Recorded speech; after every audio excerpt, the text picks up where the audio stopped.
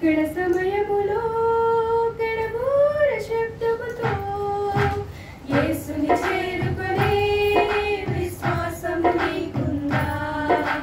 రాకడ సమయములో గడబూర శబ్దముతో యేసుని చేరుకునే విశ్వాసము నీకుందా? రావయ్యా యేసయ్యా వేగమే రావయ్యా, రావయ్యా యేసయ్యా వేగమే రావయ్యా, రావయ్యా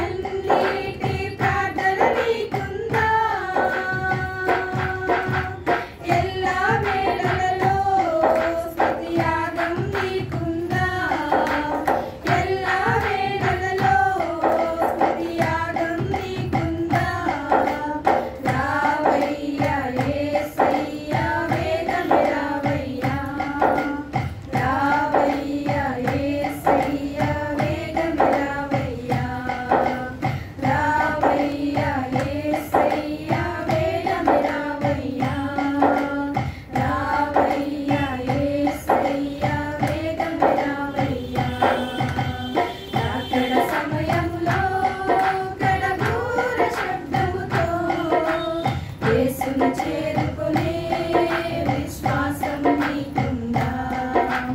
రాకడ సమయంలో కడబూర శబ్దముతో యేసుని చేరుకునే విశ్వాసం నీకుందా? హల్లెలూయా.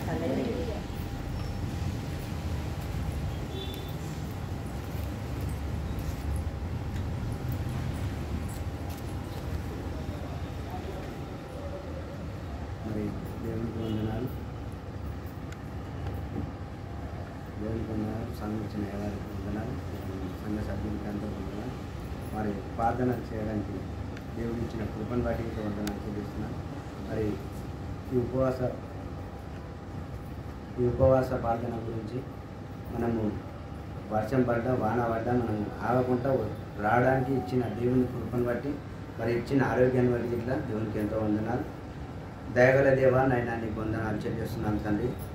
గొప్ప దేవుడా నాయనా నీకు వందనాలు. ఇంతవరకు తండ్రి పాటల్లో నువ్వు మహిమ పొందావు, పాటల ద్వారా నువ్వు మహిమ పొందావని నమ్ముచున్నాను. అదే రీతిగా తండ్రి నాయన మరి ఉపవాస ప్రార్థన జరుపుకోవడానికి ఇచ్చిన కృపను బట్టి నీకు వందనాలు చెల్లిస్తున్నాను తండ్రి. నాయన మరి ఇంకా ముందున్న సమయంతో నాయన నువ్వే తండ్రి స్వాధీనం చేసుకోమని అడుగుతున్నాను. నాయన మాకు కావాల్సిన వర్తమానం నువ్వే అందించమని అడుగుతున్నాను తండ్రి. నాయన మరి కావాల్సిన మాటలు దయచేసి, అదేవిధంగా నాయన ఎవరైతే మాట్లాడుతున్నారు తండ్రి మాట్లాడడానికి చక్కని స్వరాన్ని నువ్వే దయచేసి నాయన మరి తండ్రి నాయన ఈ కూడిక ద్వారా నాయన మరి ఉపవాసాల ప్రార్థన ద్వారా నాయన నువ్వే మహిమ పొందమని నాయన మా అవసరతలు ఏమున్నాయో తండ్రి, మా అవసరతలు అన్నీ ఎరిగి ఉన్నావు తండ్రి.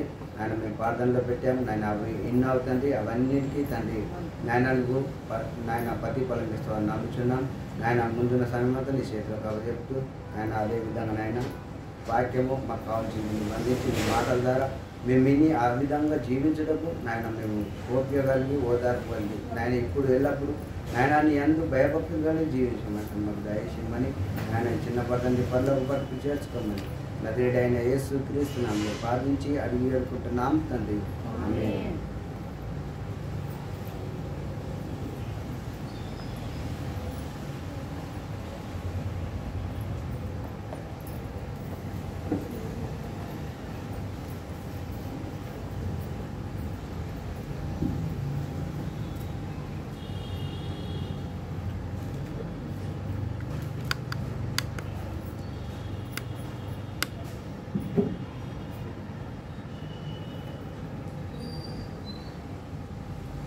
దేవునికి స్తోత్రాలు. మీ అందరికీ వందనాలు. ఈ ఉపవాస దినంలో మరి దేవుడు నాకు ఇచ్చిన అవకాశాన్ని బట్టి దేవునికి ఎంతగానో కృతజ్ఞతాస్తుతులు చెల్లిస్తున్నాను. మరి ఈరోజు దేవుడు నాకు ఇచ్చిన తలంపును బట్టి మరి నేను ఎంచుకున్న వాక్యం వచ్చేసి సమృద్ధి జీవితం యొక్క రహస్యం. సమృద్ధి అనగా మరి ముఖ్యంగా క్రైస్తవ బిడ్డల్లో చూసినట్లయితే మరి మనం ఎక్కువగా ఎంత దేవుడు మనల్ని ఆశీర్వదించాడు మరి అని మాత్రమే చూడగలుగుతాం కదా. అయితే మీలో సమృద్ధి అనగా మరి అడిగినట్లయితే చాలామంది చెప్పేది ఏంటి అని అంటే దేవుడు నన్ను ఎప్పుడూ ఎల్లప్పుడూ ఆశీర్వదించాలి, అదే నాకు సమృద్ధి అయిన జీవితం. అయితే ఈ రోజుల్లో కూడా ప్రతి ఒక్క సంఘాల్లో కానీ చాలా మటుకు ఎక్కడ చూసినప్పటికీ మరి గొప్ప గొప్ప దైవజనులు గతంలో మరి చూసినట్లయితే భగత్ సింగ్ గారు కానీ హోసన్న గారు కానీ వీళ్ళు ఎప్పుడు వాళ్ళ యొక్క వాక్యములో సమృద్ధి అంటే ఆశీర్వాదం గురించి చాలా తక్కువగా మాట్లాడటం మనం చూసాం. అంటే వాళ్ళు ఎప్పుడు మరి దేవునిలో ఎలా బలపడాలి, దేవుని అందు మనం విశ్వాసం ఎలా ఉంచాలి, మరి దేవునిలో ఎంతవరకు మనము ఏది దేవునికి చేయాలి అని మాత్రమే చూసాం. కానీ ఈ రోజుల బోధన చూసినట్లయితే అమ్మ నువ్వు మా మందిరానికి వస్తే దేవుడు నిన్ను ఆశీర్వదిస్తాడు, మా మందిరానికి వస్తే మరి నువ్వు ఫైనాన్షియల్గా మరి దీవించబడతావు, మందిరానికి వస్తే నువ్వు ఒక సొంత ఇల్లు కొనుక్కుంటావు, మందిరానికి వస్తే మరి ఒక సొంత కారు వస్తుంది. ఈ బోధలే ఎక్కువగా ఉన్నాయి. అయితే మేబీ మరి నేను తప్పు అవ్వచ్చు, కానీ మరి ప్రతి ఒక్క బోధలు విన్నట్లయితే మరి ఇది మాత్రమే మనము చూడగలుగుతున్నాం. కానీ సమృద్ధి యొక్క జీవితము యొక్క రహస్యము దేవుడు మరి లేఖనం ద్వారా చాలా చోట్ల మరి క్లియర్గా మనకి చెప్తున్న వాక్యం ఏంటి అంటే, మరి సమృద్ధి జీవితం అనగా ఆశీర్వాదంతో పాటు మనము దేవునిలో ఎంత సమృద్ధి కలిగి ఉన్నాం అంటే, మనము సమృద్ధి అని ఎప్పుడు వస్తుంది అంటే, మనం దేని గురించైనా ప్రార్థించినప్పుడు మరి ఆ ప్రార్థన దేవుడు విన్నప్పుడు అంటే తొందరగా వినేసి మనకి ఆన్సర్ ఇచ్చినప్పుడు, అవును దేవుడు నన్ను ఆశీర్వదించాడు, దేవుడు నా ప్రార్థన ఆలకించాడు అని సార్లు మనం చెప్పే స్థితిలో ఉంటాం. అయితే లేఖనంలో యోహాను సువార్త 10వ అధ్యాయము 10వ వచనం చూసినట్లయితే, యోహాను సువార్త 10వ అధ్యాయము 10వ వచనం చూసినట్లయితే, దొంగతనమును హత్యను నాశనమును చేయుటకు వచ్చును కానీ మరి దేనికి రాడు, గొర్రెలకు జీవము కలుగుటకును అది సమృద్ధిగా కలుగుటకును నేను వచ్చి తిని అని మీతో నిశ్చయముగా చెప్పుచున్నాను. ఇక్కడ లేఖనం ద్వారా దేవుడు మనతో మాట్లాడుతున్న అంశము ఏంటి అనంటే, సమృద్ధి జీవితం యొక్క రహస్యంలో మొట్టమొదటిగా యోహాను సువార్త 10వ అధ్యాయము 10వ వచనంలో మరి దేవుడు మనతో ఏం చెప్తున్నాడు, దొంగతనమును హత్యను నాశనమును చేయుటకు వచ్చును కానీ మరి దేనికి రాదు. అయితే మనం వింటాం కదా, అక్కడక్కడ దొంగలు పడ్డారు అంటే, కొన్ని పెద్ద పెద్ద షాపింగ్ మాల్స్లో దొంగలు పడ్డారు, ఆ పక్క లేన్లో దొంగలు పడ్డారు, అక్కడ పక్క స్ట్రీట్లో అయితే ఆ దొంగలు పడి మనతో మాట్లాడి వెళ్తారా? కాదు కదా.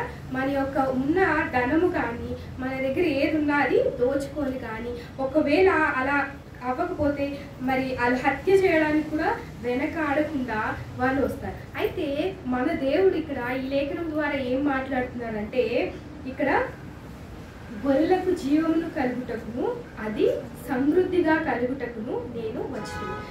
జీవము అనగా నిత్య జీవము అనగా ముఖ్యంగా దేవునిలో మరి మనము ముఖ్యంగా దేవుని యందు ఎంత భయభక్తులు కలిగి ఉన్నామో అది నిత్య జీవమునకు దారితీస్తుంది. అయితే మన ప్రయాస అంతా మనకి ఎంత వర్షం వచ్చినా ఎంత ఎండొచ్చినా దేవుని సన్నిధికి మానలేని స్థితిలో చాలా మంది క్రైస్తవులు ఉన్నారు. అయితే ఎందుకు అనంటే, చివరికి మనము నిత్య రాజ్యంలో చేర్చుటకు నిత్య జీవము దేవుడు మనకిచ్చుటకు. అయితే ఇక్కడ యోహాను సువార్త 10వ అధ్యాయంలో చదివినట్లయితే, దొంగతనమును హత్యను నాశనము చేయటకు వచ్చింది కానీ మరి దేవుడు మరి చాలా చోట్ల బైబిల్లో దేవుడు మరి గొర్రెలు మరి అలాగే పచ్చిక బయళ్ళు అలాగే చెట్లు ఇవి మాత్రమే దీన్ని తీసుకొని మనకి ఉపమాన రీతిలో మరి చెప్పడం చూసాం. ఎందుకు ఉపమాన రీతిలో చెప్పాలి అంటే, చాలామంది ఇప్పుడు మనము లెక్చరర్స్ కానీ స్కూల్లో టీచర్స్ కానీ ఎవరైనా ఏదన్నా ఎదుటి వ్యక్తికి అర్థం కానప్పుడు వాళ్ళు ఒక ఉపమాన రీతిగానే వాళ్ళకి బోధించడం జరుగుతుంది. మనకు కూడా దేవుడు బైబిల్లో అనేకమైన ఉపమాన రీతిలో దేవుడు మనతో మాట్లాడు. అయితే మనము ఎంత పెద్దవాళ్ళైనప్పటికీ దేవునికి మాత్రం మనం చాలా చిన్నవాళ్ళమే. అందుకే మనకి ఎప్పుడు ఒక ఉపమాన రీతిగా యెహోవా నా కాపరి నాకు లేనియు కలగదు, అలాగే మరి ద్రాక్ష చెట్లు కానీ మరి తీగలు కానీ గొర్రెలు కానీ ఇలా మరి దేవుడు పోల్చడం చూసాం. అయితే ఇక్కడ దేవుడు ఏమని చెప్తున్నాడు అంటే, యోహాను సువార్త 10వ అధ్యాయం 10వ వచనంలో, గొర్రెలకు జీవమును కలుగుటకును అది సమృద్ధిగా కలుగుటకును దేవుడు వచ్చినంట. గొర్రెలు అనగా మనమే. అయితే గొర్రెలు చాలా మంది ఈ రోజుల్లో ఈ గొర్రెలు అనే మాట పట్టుకొని చాలా మంది క్రైస్తవుల్ని వెక్కిరించే స్థితిలో కూడా ఉంటున్నారు. కానీ దేవుడు మనల్ని ఆ గొర్రె బొచ్చు కత్తిరించి వాడి ఎదుట ఎంత మౌనముగా ఉంటుందో, అలాగే క్రైస్తవులు కూడా ఎన్ని ఉడుదురుకులు వచ్చినప్పటికీ మరి ఎంతమంది మరి వాళ్ళని విమర్శించినప్పటికీ వాళ్ళు సాధు స్వభావం కలిగి వాళ్ళు తగ్గించుకొని ముందుకెళ్ళే స్థితిలో ఉంటారు. అందుకే క్రైస్తవుల్ని మనల్ని ముఖ్యంగా దేవుడు గొర్రెలతో మరి పోల్చడం చూసాం. అలాగే మరి యోహాను సువార్త 15వ అధ్యాయము 11వ వచనం చూసినట్లయితే, మీ అందరూ సంతోషము ఉండవలననియు ఈ సంతోషము పరిపూర్ణము కావాలనియు ఈ సంగతులు మీతో చెప్పుచున్నాను. అయితే ఇక్కడ దేవుడు మరి ఏం మాట్లాడుతున్నారండి? యోహాను సువార్త 15వ అధ్యాయం 11వ వచనంలో మీ యందు నా సంతోషము ఉండవలననియు మీ సంతోషము పరిపూర్ణము కావాలననియు ఈ సంగతులు మీతో చెప్పుచున్నాను. అయితే సమృద్ధి జీవితంలో మొట్టమొదటిగా మనల్ని దేవుడు ఏ విధంగా పోల్చడం చూసామంటే గొర్రెలు ఆ ఎగ్జాంపుల్ తీసుకొని దేవుడు మనతో మాట్లాడింది. అయితే ఇక్కడ ఇంకోటి ఏంటంటే దేవుడు మన కోసం ఎందుకు వచ్చారంటే సమృద్ధి అలాగే మన సంతోషము ఇంకా పరిపూర్ణము కావాలని దేవుడు మనతో ఈ లేఖనం ద్వారా మాట్లాడారు. అలాగే యోహాను సువార్త 15వ అధ్యాయము 1వ వచనం చూసినట్లయితే మనకు చాలా ఫెమిలియర్ అయిన వర్డ్ అన్నమాట. ఇది అంటే బాగా చాలా ప్రసంగాల్లో మనము వినడం చూస్తాం. 15వ అధ్యాయము 1వ వచనం, నేను నిజమైన ద్రాక్షావళిని, నా తండ్రి వ్యవసాయకుడు, నాలో ఫలింపని ప్రతి తీగను ఆయన తీసి పారవేయును, ఫలించు ప్రతి తీగను మరి ఎక్కువగా ఫలింపవలనే దానిలోనే పనికిరాని తీగలను తీసివేయును. అయితే ఇక్కడ 15వ అధ్యాయం 1వ వచనం చూసినట్లయితే సమృద్ధి జీవితము మనం ఒకవేళ జీవించకపోతే దేవుడు దేనితో పోల్చున్నారంటే నేను నిజమైన ద్రాక్షావళిని. ఎప్పుడైనా ద్రాక్ష చెట్లు చూసినట్లయితే అక్కడ ఆ తోటలో వెళ్ళినప్పుడు అది ఎంతో కన్నులకి ఇంపుగాను ఎంతో సుందరముగాను ఉంటుంది కదా. అయితే అక్కడ మంచి ద్రాక్ష పళ్ళని చూస్తాం, అలాగే చెడిపోయిన ద్రాక్ష పళ్ళను కూడా చూస్తాం. అయితే ఆ చెడిపోయిన ద్రాక్ష పళ్ళని ఆ యొక్క తోటమాలి ఏం చేస్తాడంటే ఆ చెడిపోయిన ద్రాక్ష పళ్ళని ఆయన కత్తిరించే స్థితిలో ఉంటారు. ఎందుకంటే అలా కత్తిరించకపోతే ఆ చెడిపోయిన ద్రాక్ష పళ్ళు కూడా మంచి ద్రాక్ష పళ్ళని చెడిపే స్థితిలో ఉంటాయి. అందుకే నేను నిజమైన ద్రాక్షావళిని, నా తండ్రి వ్యవసాయకుడు, నాలో ఫలింపని ప్రతి తీగను ఆయన తీసి పారవేయను. అంటే తీసి పారవేయను అని అంటే మనల్ని తీసి ఎక్కడో పారవేస్తారని అర్థం కాదు. కానీ కొన్నిసార్లు లేఖనం ద్వారా కానీ బైబిల్లో ప్రతి ఒక్క వచనం ద్వారా దేవుడు మనల్ని గద్దించే స్థితిలో ఉంటారు. అయితే చాలాసార్లు బైబిల్ ఓపెన్ చేసి మనం చదివినప్పుడు ప్రతి ఒక్క వచనం ద్వారా దేవుడు మనతో మాట్లాడే స్థితిలో మనం చూస్తాం. అయితే ఇక్కడ సమృద్ధి జీవితంలో మొట్టమొదటిగా ఇక్కడ ఏం చూసామంటే దేవుడు మనల్ని గొర్రెలతో పోల్చాడు. ఆ గొర్రెలతో పోల్చి మన సమృద్ధి జీవితం కలగాలంటే ఆయన ఎందుకు ఈ లోకంలోకి వచ్చాడంటే మనకి సమృద్ధి జీవితం ఇవ్వడానికి. అయితే రెండవదిగా ఇంకోటి ఏంటంటే సమృద్ధి జీవితం ఒకవేళ మనం లేకపోతే దేవుడు అంట ఇక్కడ నిజమైన ద్రాక్షావళిని, నా తండ్రి వ్యవసాయకుడు, నాలో ఫలింపని ప్రతి తీగ ఆయన తీసి పారవేయను అని. అలాగే ఒకవేళ సమృద్ధి జీవితము మనలో ఉండాలంటే మనము ఏమి చేయాలి? అయితే దేవుడు ఒక ప్రశ్న వేస్తున్నాడు. ఏంటంటే సమృద్ధి జీవితం కావాలి అంటే మొట్టమొదటిగా మనము అంటే మనల్ని చాలా మంది క్రైస్తవులు ఏమనుకుంటారంటే దేవుడు నా ప్రార్థన ఆలకించి నేను సమృద్ధి జీవితం అంటే సమృద్ధి అనరు కానీ చాలా బ్లెస్సింగ్ కావాలి, నాకు ఇది కావాలి అది కావాలి అనే చేస్తారు. కానీ ఎప్పుడైనా మనము మీలో దేవునిలో సమృద్ధి జీవితము నాలో ఉన్నదా లేదా అని ఎవరైనా ప్రార్థిస్తే అందుని బట్టి వందనాలు. ఎందుకంటే ఈ లోకంలో చూసినట్లయితే దేవుని రాకడ అతి సమీపములో ఉంది కదా.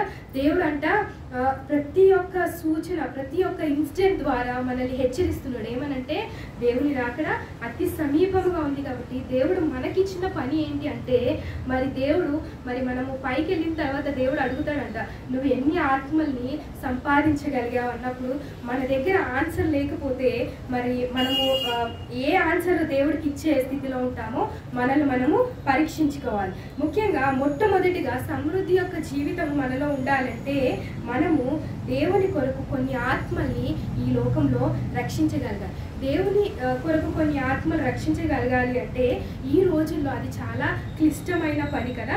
ఎందుకంటే డైరెక్ట్గా ఎవరి దగ్గరికైనా వెళ్ళి యేసుక్రీస్తు నిజమైన దేవుడు అంటే చాలామంది ఒప్పుకోరు కదా. ఎందుకంటే we are living in the society that ఎవరి దేవుళ్ళు వాళ్ళకే గొప్ప అనే స్థితిలో ఉన్నారు కదా. సో దేవుడు ఏమంటున్నాడంటే మన యొక్క స్వభావము, మన యొక్క నడవడిక, మన యొక్క అంతరంగం, మనం వేసే ప్రతి అడుగు, అలాగే మన యొక్క బిహేవియర్ ఏ విధంగా అయితే ఉందో అప్పుడు ఎదుటి వ్యక్తి ఆటోమేటిక్గా మనల్ని మన ద్వారా దేవునిలోకి రాగలుగుతారు. అయితే ముఖ్యంగా మరి సమృద్ధి యొక్క జీవితం మనలో ఉండాలంటే మొట్టమొదటిగా ఏం చేయాలి అంటే దేవుని కొరకు కొన్ని ఆత్మల్ని సంపాదించాలి. అంటే winnowing souls for the Christ, అంటే ఎంతమంది ఆత్మల్ని దేవుడి దగ్గరికి మనము తీసుకెళ్లే స్థితిలో ఉన్నాం. మొట్టమొదటిగా రాసిన రోమన్స్ 1:13 వచనంలో చూసినట్లయితే, సహోదరులారా, నేను ఇతరులైన అన్యజనులలో ఫలము పొందినట్లు మీలో కూడా ఫలమేదైనను పొందవలనని అనేక పర్యాయములు మీ యొద్దకు రానుద్దేశించి తిని గాని ఇది వరకు ఆటంకపరచబడి తిని, ఇది మీకు తెలియకుండా నాకు ఇష్టం లేదు. సో ఇక్కడ రోమీయులకు రాసిన పత్రిక 1:13 ఏమంటున్నారంటే, సహోదరులారా, నేను ఇతరులైన అన్యజనులలో ఫలము పొందినట్లు మీలో కూడా ఫలం ఏదైనాను పొందవలనని అనేక పర్యాయములు మీ యొద్దకు రాను ఉద్దేశించింది. అదే ఇక్కడ అపోస్తులైన పౌలు మరి రోమీయులకు ఏమని రాస్తున్నాడంటే, సహోదరులారా, నేను ఇతరులైన అన్యజనులలో ఫలము పొందినట్లు మీలో కూడా ఫలం ఏదైనాను అంటే దేవుడు మరి క్రైస్తవులకి ఒకటే ప్రేమ, మరి అలాగే అన్యులకి కూడా ఒకటే ప్రేమ చూపించారు. మనకి ఎక్కువ, వాళ్ళకి తక్కువ కాదు. ఈవెన్ దేవుడు ఏమంటాడంటే మరి ఈవెన్ వేషధారులని కానీ వేషనైనా క్షమిస్తానని దేవుడు అంటాడు కదా చాలాసార్లు. అయితే ఇక్కడ పౌలు ఏమంటున్నాడంటే, నేను ఇతరులైన అన్యజనులలో ఫలము పొందినట్లు అంటే అన్యజనులలోకి వెళ్ళి ఆయన దేవుని గురించి చెప్పి, అలాగే మరి సంఘంలో కూడా మరి ఏదైనా ఫలము దొరుకుతుందా అని సంఘంలో కూడా ఆయన చూస్తున్నాడు. ఏమనంటే మరి పౌలు ఆయన పని మరి అన్యజనులలో ముగించిన తర్వాత సంఘంలో కూడా ఎక్కడైనా ఆ ఫలము దొరుకుతుందా అని సంఘంలో కూడా ఆయన చూసే స్థితిలో ఉన్నాడనమాట. అయితే కానీ సంఘంలో ఇక్కడ మీకు ఈ వచనం అర్థమై ఉంటుంది. అనేక పర్యాయములు మీ యొద్దకు రానుద్దేశించింది కానీ ఇది వరకు ఆటంకపరచబడితిని, ఇది మీకు తెలియకుండా నాకు ఇష్టము లేదు. అన్యజనులలో ఆయన యొక్క పని కంప్లీట్ చేసుకొని, అలాగే మరి మందిరంలో కూడా దేవుని సన్నిధిలో కూడా ఆయన ఏమైనా ఫలము దొరుకుతుందా, ఎవరైనా నా పని చేయగలిగి ఉన్నారా, ఎవరైనా అంటే ఏ విశ్వాసురాలైనా మరి వెళ్ళి మరి నా కోసము ఎవరికైనా సువార్త ప్రకటించిందా లేదా అని పౌలు భక్తుడు మరి రోమీయులకు రాసిన పత్రిక 1:13 చూసాం. అలాగే మరి సమృద్ధి యొక్క జీవితం యొక్క రహస్యము రెండవదిగా చూసినట్లయితే, ఒకరికి సహాయం చేయటం ద్వారా సమృద్ధి యొక్క జీవితము మనకి లభిస్తుంది. ఒకరికి సహాయం అంటే మరి మనం ఏదో మనకి ఉన్న డబ్బులు తీసుకెళ్ళి వాళ్ళకి ఇవ్వడం కానీ, మనకున్న ఏదో తీసుకెళ్ళి వాళ్ళకి ఇవ్వడం కాదు, కానీ మరి ఒక చిన్న సహాయం. ఎగ్జాంపుల్, ఇప్పుడు మనం రోడ్ క్రాస్ చేస్తున్నప్పుడు ఎవరైనా క్రాస్ చేయలేని స్థితిలో ఉన్నప్పుడు వాళ్ళని చేయి పట్టుకొని రోడ్ క్రాస్ చేయిస్తాం కూడా అది ఎదుటి వ్యక్తులకి పరిచే వారిగా ఉంటాం. అలాగే మరి ఇంకొకటి ఏంటి అంటే, మన యొద్ద ఏదైనా రెండు ఉంటే ఇంకొకరికి ఇవ్వాలి అని చాలాసార్లు మనం చిన్నప్పటి నుంచి మన తల్లిదండ్రుల దగ్గర నేర్చుకున్నాం కదా. సో మనం స్కూల్కి వెళ్ళేటప్పుడు ఎవరి దగ్గర అయినా పెన్సిల్ లేకపోతే నువ్వు ఇవ్వాలి, ఎవరి దగ్గర అయినా ఏదైనా లేకపోతే నువ్వు ఇవ్వాలి అని. అలాగే రెండవదిగా మరి మొదటిగా ఏంటి అంటే, సమృద్ధి యొక్క జీవితం యొక్క రహస్యము మరి ఎంతమంది ఆత్మల్ని మనం సంపాదించాం, winning souls for the Christ. అంటే మొట్టమొదటిగా మనకి అంటే ఇవన్నీ చేసినప్పుడు దేవుడు అంటే ఆటోమేటిక్గా మనల్ని ఆశీర్వదిస్తాడంట. అయితే రెండవదిగా చూసినట్లయితే మనము ఎదుటి వ్యక్తులకి ఎంత సహాయకరంగా ఉన్నాం. అయితే రోమీయులకు రాసిన పత్రిక 12వ అధ్యాయము 13వ వచనం చూసినట్లయితే, పరిశుద్ధుల అవసరాలలో పాల్పొందుచు శ్రద్ధగా ఆతిథ్యము ఇచ్చుచుండుడి. 14వ వచనం, మిమ్మును హింసించు వారిని దీవించుడి గాని శపింపవద్దు. సో ఇక్కడ చూసినట్లయితే మరి ఏం రాస్తున్నాడంటే పౌలు భక్తుడు, పరిశుద్ధుల అవసరంలో పాలు పంచుచు శ్రద్ధగా ఆతిథ్యము ఇచ్చుచుండుడి, మిమ్మల్ని హింసించు వారిని దీవించుడి కానీ శపింపవద్దు. అయితే ఇక్కడ ఎవరైతే అవసరాల్లో ఉన్నారో వాళ్ళకి అవసరాలు తీర్చే స్థితిలో ఉండాలి. అలాగే ఆతిథ్యం ఇచ్చే స్థితిలో కూడా మనము ఆతిథ్యం ఇవ్వడం ద్వారా కూడా మనము ఎదుటి వ్యక్తుల్లో కి సహాయకరంగా ఉంటాం. సో కొన్నిసార్లు మనము ఆతిథ్యం చాలాసార్లు బైబిల్లో దేవుడు మనతో మాట్లాడతారు ఏమనంటే ఆతిథ్యం మరువండి. మనకు కుదిరినప్పుడల్లా మనము ఏ విధంగా ఆతిథ్యం ఇస్తున్నాము అనేది కూడా చూసుకోవాలి. మనల్ని హింసించే వారిని మళ్ళీ తిరిగి హింసించకుండా వాళ్ళని క్షమించే స్థితిలో ఉంటారు. చాలా క్రైస్తవులు కూడా ఇది చాలా మటుకు పాటిస్తున్నారు. ఎందుకంటే ఈ లోకంలో ఎన్నో హింసలు ఎన్నో జరిగినప్పటికీ క్రైస్తవులు చాలా మటుకు సౌమ్యంగానే ఉంటారు. అయితే అది కూడా మరి ఎదుటి వ్యక్తులకి పడే స్థితిలో ఉన్నట్లు ఉంటుంది. అలాగే మూడవదిగా చూసినట్లయితే అతి ప్రాముఖ్యమైనది ఏంటి అంటే developing a Christ like nature అంటే మనలో దేవుని పోలికలు ఉండాలి. దేవుని పోలికలు ఉండడం అంటే మాటలు కాదు కదా. మనం దేవుని పోలిక అంటే కొన్నిసార్లు అసాధ్యం కూడా కదా. ఎందుకంటే మనం ఏ సొసైటీలో ఉంటున్నాము అని అంటే ఇక్కడ చూసినా మరి ఈర్ష్య అసూయ ఇవన్నీ ఉన్న సొసైటీలో ఉంటున్నాం కదా. సో అలాంటప్పుడు మన వర్క్ ప్లేస్లో కానీ మన యొక్క కుటుంబాల్లో కానీ మన యొక్క సంఘాల్లో కానీ మన యొక్క దినదిన జీవితంలో కానీ మనము క్రైస్ట్ లైక్ నేచర్ అంటే దేవుడు ఏ విధంగా అయితే ఆయన యొక్క స్వభావం ఉందో ఆ యొక్క స్వభావము మనలో అలవర్చుకోవాలని ఉంది. అయితే చాలా మంచి వచనం మీకు ఒకటి చూపించాలని ఆశపడుతున్నాను. రెండవ పేతురు రాసిన పత్రిక 2 పీటర్ 1:5-8 చూసినట్లయితే చేతనే మీ మటుకు మీరు పూర్ణ జాగ్రత్త గలవారై మీ విశ్వాసమునందు సద్గుణమునందు జ్ఞానమునందు ఆశానిగ్రహమునందు సహనమునందు భక్తియందు సహోదర ప్రేమయందు దయను అమర్చుకొనుడి. ఇవి మీకు కలిగి విస్తరించిన ఎడల అవి మన ప్రభు అయిన యేసుక్రీస్తును కూర్చిన అనుభవ జ్ఞానము విషయములో మిమ్మును సోమరులైనను నిష్ఫలులైనను కాకుండా చేయును. ఇక్కడ చూసినట్లయితే మరి ఈ యొక్క క్వాలిటీస్ ఈ యొక్క అన్ని ఎవరిలో ఉన్నాయంటే దేవునిలో మాత్రమే ఉన్నాయి. మరి ఇవన్నీ కలిగిన వ్యక్తిని మనం ఈ లోకంలో చూడగలగమా అంటే చూడలేము. ఎందుకంటే ఏ హేతువు చేతనే మీ మట్టుకు మీరు పూర్ణ జాగ్రత్త గలవారై మీ విశ్వాసమందు సద్గుణమునందు జ్ఞానమునందు ఆశానిగ్రహమునందు సహనమునందు భక్తియందు సహోదర ప్రేమయందు దయను అమర్చుకొనుడి. ఇవి మీకు కలిగి విస్తరించిన ఎడల అవి మన ప్రభువైన యేసుక్రీస్తును గూర్చిన అనుభవ జ్ఞాన విషయంలో మిమ్మల్ని సోమురులైనను నిష్కలంకమైనను కాకుండా చేయను. అయితే ఇవన్నీ ఒక్కొక్కటిగా చూసినట్లయితే మరి ఈ లోకంలో ఎవరి దగ్గర మనం చూడలేము, కానీ కేవలము మన దేవునిలో మాత్రమే చూడగలుగుతాం. అయితే దినదినము మనం ఇవన్నీ మరి స్లోగా మనలో అలవర్చుకున్నట్లయితే మరి దేవుని యొక్క స్వభావము మనలో మరి ఉంటుంది. మరి మొదటిగా చూసినట్లయితే మరి దేవునిలో మనం ఎంతమంది ఆత్మల్ని సంపాదించాము అనేది దేవుడు మనల్ని అడుగుతాడు. మొట్టమొదటిగా మరి సమృద్ధి యొక్క జీవితం యొక్క రహస్యం ఏంటి అంటే మనం ఎంతమంది ఆత్మల్ని ఈ లోకంలో సంపాదించగలిగాం. మన ప్రవర్తన ద్వారా, మన ఉద్దేశాల ద్వారా, మన నడవడిక ద్వారా మరి ఎంతమంది మారగలిగారు. మరి రెండవదిగా చూసినట్లయితే మనము ఎంతమందికి సహాయకరంగా ఉంటాం. మరి రోమీయులకు రాసిన పత్రిక మరి పౌలు భక్తుడు 12వ అధ్యాయము 13-14 చూసాం కదా.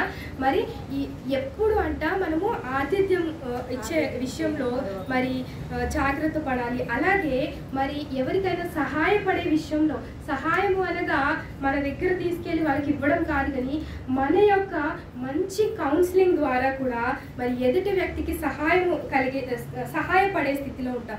మూడవదిగా చూసినట్లయితే మరి దేవుని లాంటి స్వభావము మనలో ఉండాలి. చాలా మటుకు ఇవన్నీ ఉన్న వ్యక్తి ఈ లోకంలో ఎవరైనా ఉన్నారా అంటే మరి మనము చూడలేము, కానీ దేవుడు మనము నమ్ముకున్న దేవుడు మాత్రమే మరి ఈ స్వభావం కలిగి ఉన్నారు. అలాగే 4వదిగా చూసినట్లయితే మరి సమృద్ధి జీవితం యొక్క రహస్యంలో 4వదిగా చూసినట్లయితే ఎల్లప్పుడూ మరి దేవుణ్ణి స్తుతించాలి. అయితే మనము చిన్నది ఏదైనా అవినా సరే మనము సనుగుడు గొనుగుడు అనేది మన జీవితంలో ఉంటుంది కదా.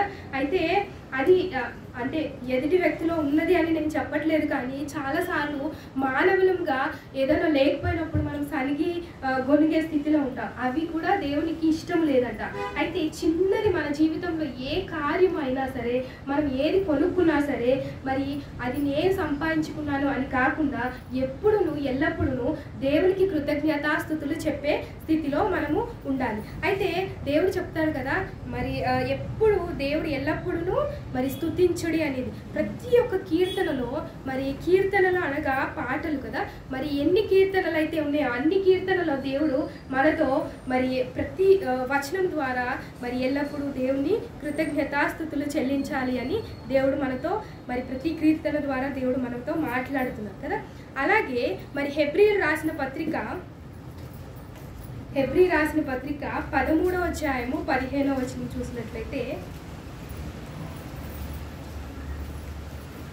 కాబట్టి ఆయన ద్వారా మనము దేవునికి ఎల్లప్పుడూ స్తుతియాగము చేయము, అనగా ఆయన నామమును ఒప్పుకొనుచు జిహ్వా ఫలము అర్పించదు. ఇక్కడ ఏమంటున్నాడంటే జిహ్వా ఫలము అర్పించదము అనగా మనం ప్రతి ఒక్క ఆదివారము మనం మందిరానికి ఎందుకు వస్తాము? మనకు పని లేక ఇంట్లో కాదు కదా. సో మనం ఇంకెక్కడికి వెళ్ళలేక సంఘానికి వస్తామా? కాదు కదా.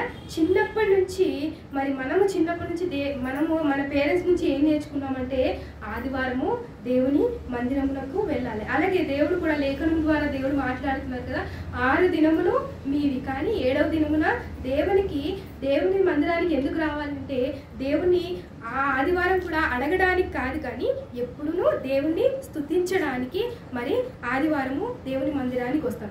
ఎప్పుడు మనం సన్నిధిలో మోకరించినప్పుడు మనము అడిగే స్థితిలో ఉండకుండా దేవునికి కృతజ్ఞతాస్తుతులు చెప్పే స్థితిలో ఉండాలి.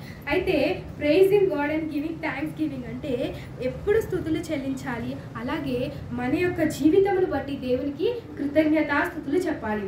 నిజంగా ఇప్పటికీ నేను ఏమనుకుంటానంటే, ఇప్పుడు మనం సజీవముగా ఉన్నామంటే అది కేవలము దేవుని కృప మాత్రమే. ఎందుకంటే అనేకమైన భయంకర స్థితిలో మనం జీవిస్తున్నాం కదా. మరి ఎప్పుడు ఏమి సంభవిస్తుందో మనకు చెప్పలేము కదా. అయితే ముఖ్యంగా చాలామంది నన్ను ఒక క్వశ్చన్ అడుగుతారు, నేను చేసే వర్క్ ప్లేస్లో కానీ ఎక్కడైనా, మీ క్రైస్తవులు ఎన్ని సమస్యలు ఉన్నప్పటికీ వాళ్ళ ముఖంలో చిరునవ్వు ఉంటుందంట. అంటే దేవుడు మనకి ఎప్పుడును ఒక కృతజ్ఞతాస్తుతులు, ఒక ప్రైజ్ అంటే ఒక దేవునికి ఎప్పుడును థ్యాంక్స్ గివింగ్ అనేది చేయాలి. మనకి చిన్నది అయినా సరే దేవునికి థ్యాంక్ యూ చెప్పాలి. మనము చిన్నది ఎవరైనా మన ఫ్రెండ్స్ కానీ మనం ఎవరికైనా ఏదైనా ఇస్తే మనం థ్యాంక్స్ చెప్తాం కదా. ఒక చిన్నదానికి థ్యాంక్స్ చెప్పినప్పుడు మనల్ని దేవుడు సజీవ లెక్కలో ఉంచి ప్రతి ఒక్క విషయంలో మన కుటుంబంలో కానీ, మన యొక్క జీవితంలో కానీ, మన దినదిన జీవితంలో కానీ ప్రతి ఒక్కటి దేవుడు దీవిస్తున్నాడు. కాబట్టి మనము ఎల్లవేళలందు దేవునికి కృతజ్ఞతాస్తుతులు చెప్పే స్థితిలో ఉండాలి. మొట్టమొదటిగా మనం ఏం చూసాము అని అంటే, సమృద్ధి జీవితం యొక్క రహస్యంలో ఎంతమంది ఆత్మల్ని మన దేవుడు మనల్ని రెండవ రాకడ దేవుడు వచ్చినప్పుడు నువ్వు ఎంతమందికి సువార్త ప్రకటించావు, ఎంతమంది ఆత్మల్ని నా దగ్గర చేర్చావు అని అడిగినప్పుడు మన దగ్గర ఒకవేళ జవాబు లేకపోతే మనం ఎక్కడికి వెళ్తామంట? నిందారహితులుగా మనము నించుంటాం. అరే నాకు దేవుడు అప్పుడు ఒక కృపా కాలం అనేది దేవుడు ఇచ్చాడు, కానీ నేను అప్పుడు చేయలేని స్థితిలో ఉన్నామని అప్పుడు పశ్చాత్తాపడ్డా మరి ఏమీ ప్రయోజనము లేదు. రెండవదిగా చూసినట్లయితే మనం ఎంతమందికి మరి either Christian or non Christian ఎవరైనా మరి సహాయం అడిగినప్పుడు మనం చేసే స్థితిలో ఉండాలి. మన సహాయము మాట ద్వారా అయినా కావచ్చు, మన క్రియల ద్వారా అయినా కావచ్చు, మన ప్రవక్తల ద్వారా అయినా కావచ్చు. మూడవదిగా చూసినట్లయితే దేవుని యొక్క స్వభావము, దేవుని యొక్క క్రియలు మనలో ఉన్నాయా లేవా చూసుకోవాలి. దేవుని యొక్క స్వభావము, దేవుని యొక్క క్రియలు చూసినట్లయితే మనం చదివాం కదా, మరి ఎంతో మంచి వచనం అది 2 పేతురు 1వ అధ్యాయము 5 నుంచి 8వ వచనం. సో ఆ గుణాలన్నీ మనలో కలిగి ఉండాలి. 4వదిగా చూసినట్లయితే ఎప్పుడూను దేవునికి చిన్న విషయంలో కూడా కృతజ్ఞతాస్తుతులు చెప్పేగా ఉండాలి. మరి ఇంట్లో కూడా మరి చాలా మటుకు నేను ఏ అనుభవంలో పెరిగానంటే చిన్న సోప్ తెచ్చినా సరే మోకరించి దేవా నీకు కృతజ్ఞతాస్తుతులు చెల్లించి అది వాడుకోమని నా తండ్రి గారు నాకు నేర్పించింది నా పిల్లలు కూడా నేను ఎప్పుడు చెప్తూ ఉంటాను. అయితే చాలామంది మరి క్రైస్తవులు మరి ఇది అలవర్చుకోవాలి మరి వాళ్ళ జీవితంలో. మరి అలాగే మరి ఈ సమృద్ధి జీవితం యొక్క రహస్యంలో మరి ఈ 4 చూసాం కదా. ఈ 4 చేయడం వల్ల మనకి ఏమొస్తుంది అని అంటే అల్టిమేట్గా ఏమొస్తుంది అంటే నిత్య జీవం అనగా దేవుని యొక్క రాజ్యం. దేవుని యొక్క రాజ్యము అంట ఎంతో సుందరముగా ఉంటుంది కదా. సో మనము ఈ లోకంలో చేసే మరి పాపాలు కానీ ఈ లోకంలో చేసే అతిక్రమములు కానీ మనం నడవకూడని ప్లేసెస్లో నడిచినప్పటికీ మనం మాట్లాడలేని మాటలు మాట్లాడినప్పటికీ మరి దేవుడు మరి ఆ నిత్య రాజ్యంలో మరి మనల్ని తీర్పు దినాన మనం నరకానికి వెళ్తామా లేదా నిత్య రాజ్యంలో దేవునితో పాటు దేవుని కుడిపార్శ్వంన కూర్చుంటామా అనేది మరి దేవుడు చూస్తారు. అయితే ఈ 4 విషయాల్లో అంటే ఈ 4 చేస్తే మరి సమృద్ధి జీవితం ఉంటుందా అంటే మరి ఈ 4 మనము అతి ప్రాముఖ్యమైనవి అన్నమాట. చాలా ఉన్నాయి కదా దేవుని సమృద్ధిగా ఉండేవి చాలా ఉన్నాయి, కానీ ఈ 4 అనేది చాలా ఇంపార్టెంట్. అయితే ఇంకోటి ఏంటి అని అంటే ఈ 4 చేయడం వల్ల మనకి ఏమవుతుంది అంటే మనము ఒక్క ఆత్మని దేవుడి దగ్గరకి తీసుకొచ్చినప్పుడు మనలో ఆనందం అనేది ఉంటుంది. ఆ ఆనందము ఎన్ని కోట్లు విలువ చేసినా అది మనకి దొరకదు. ఎందుకంటే ఒక ఆత్మ మన ద్వారా దేవుని వద్దకు ఇప్పుడు ఎప్పుడైనా ఆదివారం చూసినట్లయితే మనం చాలా అనేకమైన సంవత్సరాలు ఒక వ్యక్తికి మరి దేవుని నమ్ముకోండి అని చెప్పి కొన్ని సంవత్సరాల తర్వాత ఆ వ్యక్తి మన మందిరంలో ఎప్పుడైనా వచ్చారనుకోండి, కానీ మనం ఏమనుకుంటాము, అరే మన యొక్క ప్రయాస దేవుని యందు వ్యర్థము కాలేదు. ఎందుకంటే నేను ఇన్ని సంవత్సరాలుగా దేవుని నమ్ముకో అని చెప్పినప్పుడు మరి ఇన్ని సంవత్సరాలకి ఆ బిడ్డ మరి నీ దగ్గరికి వచ్చినారని మనకి ఎంతో ఆనందం కలుగుతుంది కదా. సో అది కూడా సమృద్ధి జీవితం అంటే దాని ద్వారా కూడా దేవుడు నిన్ను ఆశీర్వదించి ఒక సమృద్ధి జీవితంలోకి తీసుకెళ్తారు. రెండవదిగా మన యందు సంతోషం. ఎప్పుడూను మన క్రైస్తవులు ఒక చిరునవ్వు, ఒక వాళ్ళ ముఖంలో ఒక వెలుగు అనేది మనము చూడగలుగుతాం. అలాగే మరి చూసినట్లయితే చాలాసార్లు మరి ఒక మనశ్శాంతి అనేది వాళ్ళ జీవితంలో ఉంటుంది. ఫిలిప్పీ రాసిన పత్రిక 4వ అధ్యాయము 6 నుంచి 7వ వచనం చూసినట్లయితే ఫిలిప్పీ రాసిన పత్రిక 4వ అధ్యాయము 6 నుంచి 7 వచనాలు చూసినట్లయితే దాని ప్రతి విషయంలోనూ ప్రార్థన విజ్ఞాపనం చేత కృతజ్ఞతాపూర్వకంగా మీ విన్నపములు దేవునికి తెలియజేయండి. అప్పుడు సమస్త జ్ఞానములకు మించిన దేవుని సమాధానము యేసుక్రీస్తు వలన మీ హృదయములకును మీ తలంపులకును కావలి ఉంటుంది. అయితే ఇక్కడ దేవుడు ఏం రాస్తున్నాడండి, ఫిలిప్పీ రాసిన పత్రిక 4వ అధ్యాయము 6 నుంచి 7 వచనాలు మనము దేని గురించి చింతపడకూడదు అని. అయితే మనం చాలాసార్లు ప్రతి ఒక్క విషయంలో చింతపడతాం, చిన్న వాటికి చింతపడతాం, చిన్న వాటికి ఆలోచిస్తాం కదా. కానీ మనం ఆ చింతపడ్డప్పుడు అంట మన దేవుడు దానికన్నా పెద్ద కార్యాలు చేస్తాడని ఆ చిన్న పాయింట్ మర్చిపోయి ప్రతి ఒక్కసారి ప్రార్థన చేస్తాం, చింతపడతాం కదా. సో ప్రార్థన చేసినప్పుడు అంటే ఇంకా చింతపడకూడదు, కానీ చింతపడతాం. ఎందుకంటే మనల్ని దేవుడు మానవులుగా సృష్టించినాడు కాబట్టి చింత అనేది సహజంగా ఉంటుంది. అయితే మరి ఈ సమృద్ధి యొక్క జీవితంలో మరి ఒక ఆత్మని సంపాదించాలి, ఒకరికి సహాయకరంగా ఉండాలి, అలాగే దేవుని మనస్తత్వం మనలో అలవర్చుకోవాలి, అలాగే ప్రతిదానికి కృతజ్ఞతాస్తుతులు చెల్లించాలి అని చూసాం కదా. ఈ 4 చేయడం వల్ల మన జీవితంలో ఒక సంతోషము, ఒక సమృద్ధి, అలాగే ఒక మనశ్శాంతి, ఒక పీస్ అనేది మరి మన జీవితంలో ఏలుతుంది. అలాగే ఇవన్నీ దేని నుండి మనం తప్పిస్తుందంటే మరి నిత్య రాజ్యంలోకి చేర్చినప్పుడు మరి దేవుడు మరి అన్నారు కదా, మనము యాత్రికులను పరదేశులమై ఉన్నారు. అంటే మన చేతిలో ఒక సూట్ కేసు లేదు, అంతేగాని మనం ఈ లోకంలో ఎలా వచ్చామంట, యాత్రికులు, we are the travellers for the Christ. అంటే మనము ఒక ట్రావెలర్గా వచ్చాం కదా. ఒక ట్రావెలర్గా ఎందుకు వచ్చాము అని అంటే ఈ లోకంలో మరి కొంతమంది ఆత్మలు రక్షించడానికి, ఎదుటి వారికి సహాయం చేయడానికి, అలాగే దేవుని పోలి నడుచుకోవడానికి అండ్ ప్రతి ఒక్క విషయంలో కృతజ్ఞతాస్తుతులు చెల్లించడానికి, మళ్ళీ మన తిరుగు ప్రయాణమై మరి నిత్యరాజ్యంలో ప్రవేశించినప్పుడు ఎంతమంది ఆత్మల్ని మనం రక్షించగలిగాము అనేది మనము నిర్ణయించుకోవాలి. అలాగే ఒక భక్తుడు ఒక బుక్, ఎప్పుడు నేను ఒక బుక్ చదువుతాను, ఆ బుక్లో ఒక భక్తుడు ఏమని రాస్తాడంటే, ఈ ప్యాసేజ్ అనేది చాలా మంచి ప్యాసేజ్ అనమాట. ఏమనంటే, మనము వాక్యము చదవటం ద్వారా దేవుణ్ణి తెలుసుకోవచ్చు, అలాగే దేవుని తెలుసుకోవడం ద్వారా మనమంట ఇతరుల్ని ప్రేమించగలుగుతాము. మరి ఇతరుల్ని ప్రేమించడం ద్వారా మనము దేవునికి లోబడతామంట. దేవునికి లోబడడం ద్వారా దేవుని చెప్పిన ప్రతి ఒక్క కట్టడలను పాటిస్తామంట. అలాగే దేవుని యొక్క కట్టడలను పాటించడం ద్వారా మరి ఫలించగలిగే స్థితిలో ఉంటాం. అలాగే దేవుని యందు ఫలించగలిగిన తర్వాత సమృద్ధిలోకి వస్తాం. అంటే ఈ ప్యాసేజ్ చదివినప్పుడు మరి నాకు ఎంతో మరి సంతోషం వేసింది. ఎందుకంటే దినదినము ప్రతి ఒక్క చిన్న దానికి మనం చింతిస్తాం కదా. మరి దేవుడు ప్రతి ఒక్కటి, అంటే మనకి ఒక ఫోటో ఉండకపోవచ్చు దేవుడిది, అంటే మనం అందరిలాగా ఒక ఫోటోకి మనం రోజు దండం పెట్టుకోకపోవచ్చు, మరి దానికి ఏదో చేయకపోవచ్చు. కానీ మనకి ప్రతి ఒక్క వచనం ద్వారా, మరి ఈ బైబిల్ ద్వారా దేవుడు ప్రతిరోజు మనకి దినదినము దేవుడు మనతో మాట్లాడతారు. అయితే చాలా మటుకు మరి స్టీఫెన్ గారు నాతో ఎప్పుడు చెప్తారు, మీరు ఎలా దేవునిలోకి వచ్చారంటే ఈ బైబిల్ ద్వారానే దేవునిలోకి వచ్చానని. అంటే ఎవరో నువ్వు దేవుని నమ్ముకో అంటే ఆయన రాలేదంట.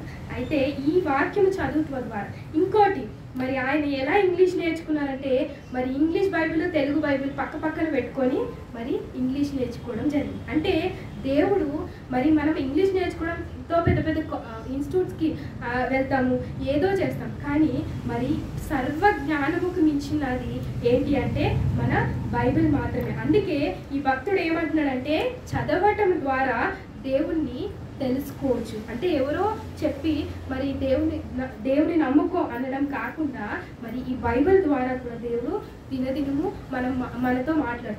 ఎప్పుడైనా మనము అంటే చాలామంది ఇలా చూసి దేవుడు నాతో మాట్లాడారంటారు కదా. కానీ వాస్తవానికి ఏంటి అని అంటే, ఈ హోల్ బైబిల్లో ప్రతి ఒక్క వచనము మనకి వాగ్దానమే. ఎందుకంటే ప్రతి ఒక్క వచనం ద్వారా దేవుడు మనతో మాట్లాడతాడు. అయితే మరి దేవుడు మనతో మాట్లాడినప్పుడు మనము ఏ విధముగా ఉన్నాము, మన యొక్క ఆత్మ అనేది పరిశీలించుకోవాలి. అయితే కానీ ఇవన్నీ తెలుసు క్రైస్తవులకి, ఇవన్నీ చేయాలని తెలుసు.